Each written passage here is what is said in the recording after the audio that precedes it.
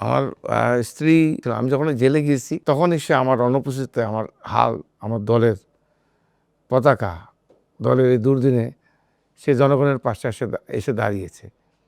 এবং আমি যখন নাটোরে যেতে পারিনি, আমার বিরুদ্ধে মামলা, পার্টির কর্মসূচি পালন করতে হবে, কেন্দ্রীয় সে পার্টির পতাকা নিয়ে দলের মিছিলের আগে থেকে দলকে নেতৃত্ব দিয়েছে আমার স্ত্রী সাবিনা ইয়াসমিন চৌধুরী।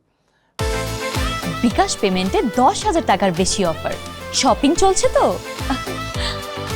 আমার ফ্যামিলি যারা মেম্বার্স, আমার বাচ্চারা, তারাও আমাদের সাথে কষ্ট করছে, তারা পালিয়ে থাকতে হয়েছে। তারাও অনেক সময় আমি জেলে গেছি, আমার ওয়াইফকে পুলিশ খুঁজে বেরিয়েছে, তার মায়ের সঙ্গে তাদেরকেও পালিয়ে থাকতে হয়েছে। এই যে সংকটময় মুহূর্তে পরিবার, এবং নট অনলি দ্যাট, আমার ফ্যামিলি মেম্বারই শুধু না, আমার ফ্যামিলির আদার্স যারা আমার ভাই, ব্রাদার, ভাগনা, ভাতিজা, এমন কেউ নাই।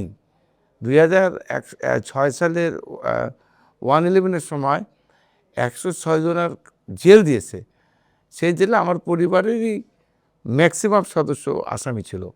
তো পরিবারের কাউকে বাদ দেন। অর্থাৎ আমি মনে করি আমার পরিবারের প্রতিটা সদস্য এই রাজনীতিতে মারাত্মকভাবে আমাকে সহযোগিতা করেছে।